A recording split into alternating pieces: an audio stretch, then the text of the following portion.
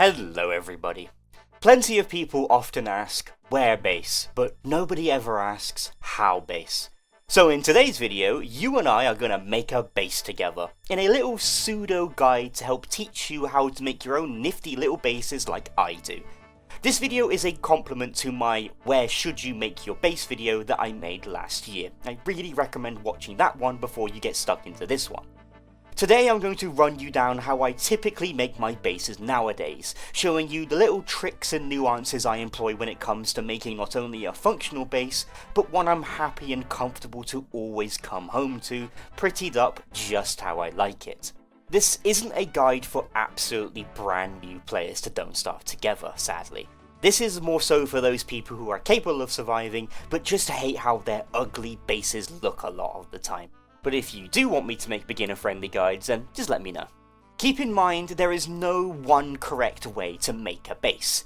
The game is almost sandbox-like in nature in the creativity you have when it comes to building things, so making a guide on how to build the perfect base this video is not, since the perfect base is entirely subjected to whoever builds it. Imagine there being a video like, how to build the factually perfect Minecraft house, it just doesn't make sense. That said, I will be teaching you some techniques that will make your base building and overall survival adventure a little bit easier.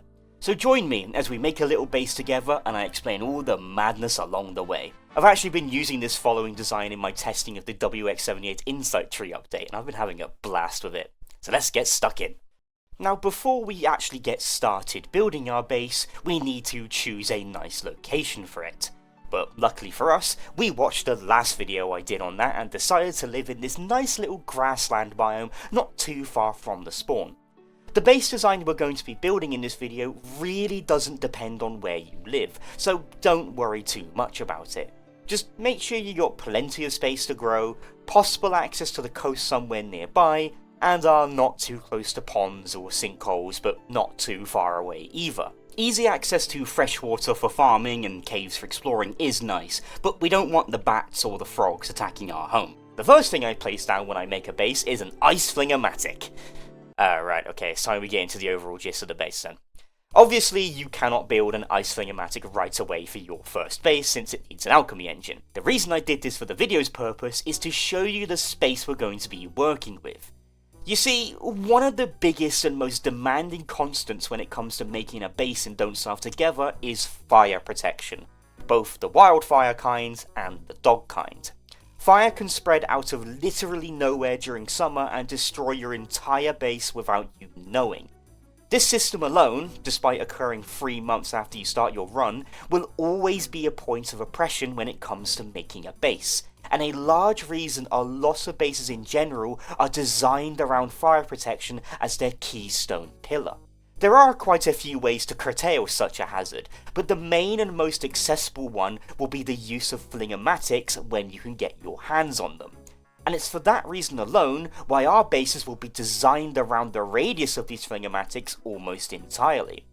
Of course, you can also utilise big trees later on, or even just live in the Oasis Desert for full complete freedom and protection from wildfires. But in this video, we're going to be building a base that can be built anywhere in the world, be it far from the desert and even the coast. Having a base you won't ever have to worry about being reduced to ashes is one of the biggest comforts you can afford in this game. But back to the building.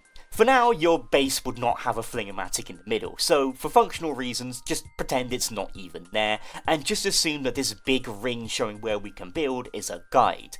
The functional range of a Flingomatic is a 7x7 sphere, with the Flingomatic sitting in the middle, and reaching out 3 turf tiles cardinally if it's placed within the very middle of a tile, which means you typically have this much range to work with for each zone of our base. Right now we're getting massively ahead of ourselves, it's time for you to make your pitchfork and start plotting out the zones for our base. I typically recommend you make a science machine and place it down anywhere before you make your actual base, so you can pre-craft an alchemy engine and make your backpack, shovels and pitchfork. Yes, a good system I use is to divide my base into zones that I can then install certain base modules into to suit my fancy. Typically the zones I make look something like this, with 2 3x2 areas and 2 weird little T-shaped areas. Not the most space efficient, I know, but it's appealing to the eyes, and that's way more important to me. The first module I typically make is a core module, which has the research stations and crafting stations in them. Before summer arrives, you won't have to worry about the fire pit being within range of the Flingomatic, since they put them out. But if you're ever worried about the Flingomatics putting out your fire pits when you do make a Flingomatic, you can build both types of fire pit just shy outside the radius of the Flingomatic. But we'll explore that more when we need to. You either put them up here, or preferably, put them over here. For now, we got a tidy little core module with our research stations. But the game is called Don't Starve after all, we need cooking. So it's time we move over to the kitchen module. This one is very self-explanatory. A place for your crock pots and ice boxes / salt boxes, as well as the odd drying rack or bird cage. This module doesn't need to be too big, all things considered, since you can really condense down your cooking arrangement to whatever you need. There's several ways to arrange your crock pots and ice boxes. You can have fewer crock pots surrounded by more ice boxes if you have a lot of ingredients. You can also try a balance of both if you're cooking with friends, and you can even surround one icebox with several crock pots to function as some kind of speed kitchen, great for bulk cooking dishes if your food's about to spoil. Either way, you just gotta find your ratio of crock pots and iceboxes that suit your playstyle and your style, as well as whatever you can afford with the materials you have. Just don't feel like you need to go too over the top. You don't need like 50 iceboxes, all that food's gonna spoil before you can eat it anyway. I should have mentioned this earlier, but make sure to make excellent use of a mod such as geometric placement to ensure that the crock pots and iceboxes are as snug together as they can be. If you don't have this mod installed or you're playing on console, you can always use the game's inbuilt geometric system. But if you're able to use the mod, I highly recommend it over the vanilla one, due to its grid settings and better contrast of colours. Here are the settings I use if you want to nab them. I always use this mod to make sure structures and plants are always aligned to a tidy grid, either the middle of a tile or the edge of one. Either way, fiddle with it enough, place your crock pots and ice boxes down, and we have our kitchen module. A small but basic place to cook food. We'll expand it later, trust me. That's 2 modules down now, so for our next module, we're going to build the storage zone. And yes, before you ask, it is very important that you mark out your zones with different turf types and have them tidy, trust me. This zone is simply where you're going to build your chests for all your garbage. Much like making a crockpot / fridge setup, there's plenty of ways to lay out your chest, and it's all entirely subjective. You can cram as many in one tile as you want, or do the common 3x3 setup, but the method I like to rely on is having 2x2 chests per grid, and align the chests in a system like this, where I have my basic material chests on the top row, and any miscellaneous or specialised chests below this one. I achieve this by using different chest skins to differentiate their contents, with the woody one being for wood, and the stony one being for rocks, for example. But if you're not an absolute lunatic like me who owns way too many chest skins, you can simply use mini signs and feather pencils, of which I end up doing anyway, to mark out chests to your fancy. For us, that means we got our wood chest, our roughage chest, our stone chest, our valuables chest, and our expansive mob drops zone. Plus a little area down here for miscellaneous bits and bobs that don't fit anywhere else. Don't worry about this area being too big or too small for now. Eventually, when you get elastaspaces, your storage areas can be condensed down massively, and if you need to, you can always just build more chests and expand downwards, if the need calls for it. Keeping your stuff organised like this will save you a heap load of headache down the line. Having a system of where you keep certain items means you'll spend less time rummaging through your stuff if you ever need a certain thing. Sure, setting up a system like this will take a lot of time in of itself, but when you're able to have your loot be auto-sorted eventually with a winbot or a wobot, you'll have so much more time to actually enjoy other things in the game other than inventory management. I would also suggest having a little dedicated area, possibly outside your Flingomatic range, that you use for dumping just random junk that you don't need. It helps keep the rest of the place tidy, but it also doesn't require you to build a chest for literally everything in the game, especially for broken tools and such. That is until you get a scaled furnace, of course. But now, this is how I like my storage area to be. You might prefer your chests to be closer together or tiled differently, so experiment to see what storage layout suits you more. Just promise yourself that you will actually make storage and not be one of those maniacs who just use the ground as their storage. But whatever works for you, of course. Now it's time we move on to this last little zone that we have over here. It's a pretty small stone, and I would absolutely love to start growing some grass, saplings, or maybe even crops over here, but there's just not enough room for any of that. In fact, we already kinda hit the limit within this Flingomatic dedicated zone. Well, lucky for us, we can simply just tack on another zone right next to it. Another 4 tiles cardinally from the edge of the kitchen. Yep, the magic of building your bases like this is that due to their incredibly modular nature, you can just expand and tack on new areas as you need them. This is like an IKEA Kallax version of a base. Just slot the pieces together and use them for whatever you want. In this case, we now have enough space for a crop farm. Plus, now that our zones were touching, we can now expand that kitchen like I said I wanted to. So I chucked in some more fridges and crock pots, drying racks, and eventually some bird cages when I remembered to do so. I also chucked a few mushroom planters on the dead space by the crop farm because I like having a 2x2 farm and I like mushrooms. We also have another 2x3 zone up here. So with some slimy turf that I gathered from the caves, this turf is excellent for when you want to have high priority grass like turf gardens. Legit, sometimes I go into the caves just to get this stuff. I marked a zone for where we'll plant our saplings and grass tufts. The system I use here is to plant groups of 3x3 saplings and grass in the middle of the tile, connected by the edge from one side to the other, without fully going to the edge of the slimy turf. This is important for later. This costs about 33 saplings / grass tuft each, so I usually like to keep that magic number in mind when I'm gathering plants. 3 stacks and change. This does leave a little bit of dead space, which is good in case you want to increase your output. As a solo or duo player though, this is more than enough space for me. Just add more or less, whatever suits you. After I built that farm, I noticed that we have a cozy little dead zone between the crack of the 2 Flingomatics. This turns out to be an excellent place to move our fire pits, since they're in a more centralised location for the entire base, meaning a more even spread of light and heat / cold, but are also outside of the range of a Flingomatic, so we don't have to worry about those going out if a fire ever breaks out. Lovely, jubbly stuff. It means you can have your Flingomatics on at night during summer, even though you don't need to since wildfires won't happen at night in summer. Ignore this for Don't Start Single Player where that can happen. In fact, I would recommend placing your fire pits here initially when you're starting your base, unlike I did in the base for this video. I also use this extra space for a scaled furnace that we probably earned by this point, as well as a moon dial, thermal measurer and rainometer. All nigh on useless things except the furnace, but I like how they look, so suck it. Make sure you don't follow that part of the guide, you can do whatever you want here. But yeah, don't be afraid to adapt and modify your base as the days go on like I did with the fire pits. You can always hammer stuff to get half the materials back, so it's not like you'll ever be losing too much stuff if you do this.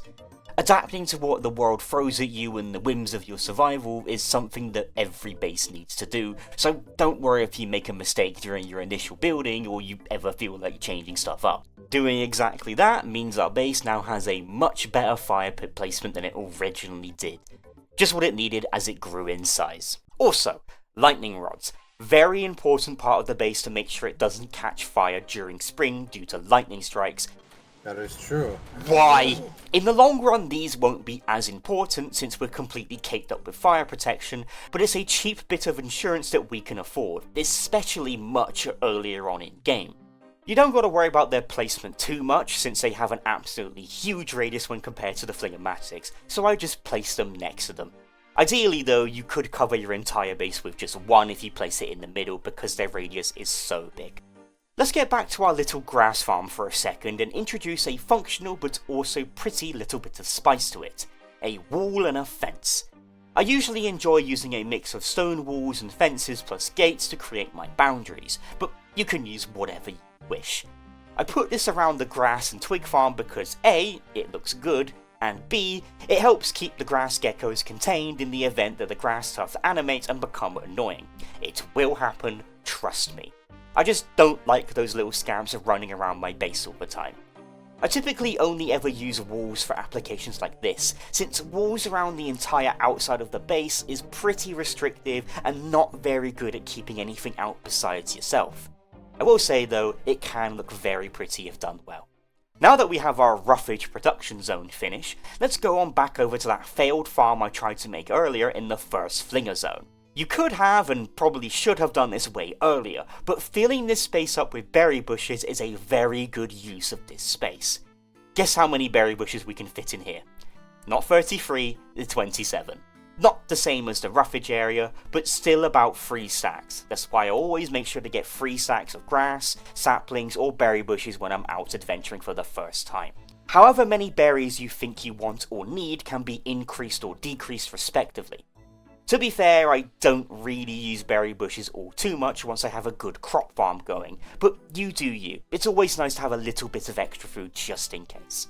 Now keep in mind, if you do decide to have your berry bushes and grass/twig farms close to your base, you will need to deal with the deadly bright shade spawning directly in your house whenever a lunar rift is going to happen much later in the game. Thankfully, these guys ain't the hardest things in the world to deal with once you get the hang of their kiting system, and there's plenty of ways to bait them into spawning elsewhere in the world by planting crops somewhere else in the world. But it's something very important to keep in mind. Personally, I don't mind them spawning in my base too much, since I can clear them out easily enough, and it means I can get their loot from the comfort of my own home. But that's pretty much everything we'll need for this time being. Now it's time we explain why it's a good idea to live near the sea. Simply put, it gives you access to all sorts of sea-based resources, like these lobsters, or just fish in general, by setting up a few trawler nets. You also can't forget easy access to some bull kelp stalks that you can scrounge from Pearl's Island. These don't need to be protected from wildfires, since I'm pretty sure they cannot catch on fire due to wildfires, though I have seen them burn a few times, so take that as you will. But on the topic of that, another amazing reason for living near the ocean is the access to Big Tree. Simply bump into a big knobbly tree in a waterlogged biome, pinch the seed with the pinching winch that you get from Pearl, and jam the tree up with tree jam made from glomagoo and figs, and eventually you'll have this big, conking, massive tree right next to your base. I do understand that a lot of what I said might sound like complete nonsense if you've never engaged with the ocean of the game. That's a guide for another video, I'm sorry. The big tree above your house will produce figs like the ones in the waterlogged biome do, but more importantly for us, they provide massive amounts of wildfire and lightning protection, and even slight bits of rain protection in an area underneath its canopy. This means you can make entire bases under rows of these trees if you don't want to deal with Flingomatics. For us though, since we do have Flingomatics, it just provides us with some figs and a little bit of shelter, which we can use for all sorts of new base modules that aren't in the radius of a Flingomatic, like an aligned crafting zone, for example. A bit ahead of where you should be progression-wise, but a nice example nonetheless. Since we got an above average tree providing us with massive wildfire protection extending outside of the Flingomatics, we can use that to set up a nice little bee farm across the river. It being far enough away from the base means we shouldn't have to worry about killer bees attacking us during spring, but also them not being too far from the base to be unloaded. It's always a good idea to keep bee boxes close to your base, but not too close, and having a giant big old tree above our base facilitates that perfectly. Finally, one more thing I want to place under this tree is a little boat with some lure plants on it. In case you didn't know, lure plants can be grown just fine on boats, and will produce their super useful leafy meat without you needing to deal with the eyeballs that they summon. An extra benefit of this is that lure plants can also be used to help influence those wildfires we've been scared of so much. For some reason, lure plants have a very high priority of being chosen as a target when a wildfire spawns, so if you can ensure your lure plants are protected by a Flingomatic, which I forget to show off in this footage, don't worry about it, you can practically increase the wildfire safety of your base massively this way. It's not 100% safe, since if the lure plant ever goes outside your render distance and unloads, pretty much anything nearby can catch fire, but it's just an extra layer of safety that also provides you a buttload of really potent ingredients for really potent dishes. With that set up, function is being nicely fulfilled with this base. but we can't forget about form.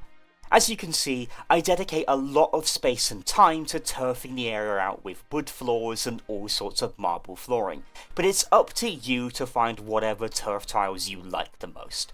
Try out all sorts of ones to find out which really ties your base together. For example, I end up using a mix of grey marble flooring and archive flooring to achieve this funky lunar/shadow split. I also put beard hair rugs underneath the Flingomatics. For some reason. In fact, let's have a quick little lesson on turf priority. Basically, every turf in the game is assigned a number, and the turf with the lower number will appear over the top of the turf with a higher number. The usual order of priority is simple. Roads are the lowest priority turf in the game and will always be overtaken by every other turf type. Following that, we have natural surface turfs like grass and forest flooring, with deciduous turf notably dominating all other grass-type turfs. Then, you have the cave turfs, which have priority over most surface turfs. That's the reason I made the farm out of slimy turf, since it will always have bigger priority than any other grass type and looks bigger and cooler. Then you have ruins turfs, which go over caves turfs. And finally, man-made turfs will always have priority over every other turf in the game, with wooden flooring being the lowest, and beard hair rug being the highest. There's a page on the wiki that shows each turf's exact priority if you need it. All in all, turf priority doesn't really mean much to your base mechanically. Heck, turfs will even occupy the entire tile they're placed on, even if it doesn't look like they are, like whenever you're building merm houses on a marsh tile. It's just a way to have certain turfs blend into each other or fill out properly into a nice even square. A pure form over function, and I said turf way too many times during that. But a very formal function you can do to your base is to fill in these gaps with cobblestones. These increase your movement speed, which helps you get around your base corner to corner. If you don't particularly care about your base having different turf types, you could just turf the entire base with cobblestones to make yourself fast at all times, but I really don't vibe with that myself. I end up encircling all of the modules we made with cobblestone, since it really ties it together, but I later went back to add a little bit of grass turf to some areas to add a little bit of green back to the world so our base doesn't look like a giant car park. Makes an excellent place for flowers so you can hunt butterflies within the comfort of your own home, but also for potted ferns for just little cute bits of detail. Completely useless practically, but totally needed for decorative reasons. And since it's the year of the Clockwork Knight when recording this, why don't we make a little shrine area over here for any of the festivities, both past and present. Good place to reflect on and store all the junk you get from events. One thing that is absolutely not junk from these events are these Jubilantern posts. Oh my god, do they really tie a base together whilst keeping it illuminated at the same time. Seriously, I cannot stress enough how good these lanterns are for a base. Put them around your modules to make it look like a nice street carnival. Sadly, these things are a limited time only thing, so don't expect to be doing this all year around unless you want to mess with the world settings. But if you want to have a nice bit of light in your base that's cheap and easy to set up, then I also recommend using end tables, with light bulbs for that cute little bit of illumination when the Jubilantern post cannot be crafted outside of season. The tables might be a little bit expensive to craft, but you're going to have plenty of materials later on and nothing to do with them. May as well make little tables for light. But man, look at this. We got a pretty cozy little base for ourselves here. Not too big, but not too small either. A pleasant size just for me. Of course, we can always expand if the need arises. We can start growing stone fruits over here, maybe some of those mysterious seeds over there, and heck, since we're playing with wort, how about we chuck on another zone protected by a Flingomatic for our merms? Could protect this with an above average tree too if you wanted. The magic of a base like this is that it's entirely modular and easy to expand, while still giving you the freedom to decorate and spice it up to your will. Sure, having a design like this means you're shackled to the fear of wildfires, but in doing so, having devised a little system that allows you to craft bases in a nifty modular fashion. It works for me, and who knows, maybe it'll work well for you too. You can always upgrade the parts of it you don't like either. improve your tight storage with elastispaces, or even replace your berry bushes with these significantly better banana bushes. Just please be careful doing this if you placed cobblestones around the plants, because they don't like being replanted near roads even if they were there to begin with. Clay, please fix this. I end up turning the area around the knobbly tree into a cute little beach area, which can even double up as a palm cone farm. The essence to building bases in this game is to just experiment, go off the rails sometimes, and have a bloody good time doing it. Using a system like I do gives me plenty of freedom to experiment, but also the guardrails I can follow to keep my base both safe and organised. So why not add some more stuff? A silly little rabbit themed add-on? Sure, plop it down over there. A little beefalo pen? Why not? A little boss statue area that won't need Flingomatics? Yes please. It's a method I'm really proud of, and it's a method that works for me. However, whether this method works for you is up to you to decide. Try out a system like I do, with interchangeable modules and sticking to a Flingomatic radius, and branch out from there.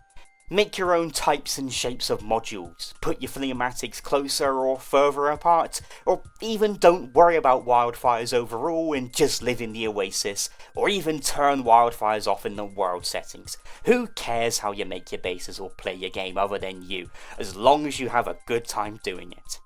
And I can safely say that I had a great time building this base with you for certain. Something I'm really proud of. Just wish it was a real world, to be honest, and not a creative mode one. But that is how I make my bases nowadays. Sometimes I might deviate from the plan a little, especially if I'm doing a challenge video, but that's overall the gist of them. But again, this isn't the correct way to make your base. Only you know what that way is, and it's up to you to figure that out. Make an absolutely conking massive mega base that spans several biomes, or make a hyper-dense micro base that can fit entirely in one Flingomatic. Or don't even make a base at all and throw everything where you need it, who cares? But hopefully you enjoyed seeing my methods on how I base. Let me know down below your methods to making bases, and please show off your base designs in my Discord. Maybe we'll host a little base designing contest. For now though, I'm going to remind myself of Flingomatic radiuses for future runs. Cheers for watching everybody, take care, bye bye.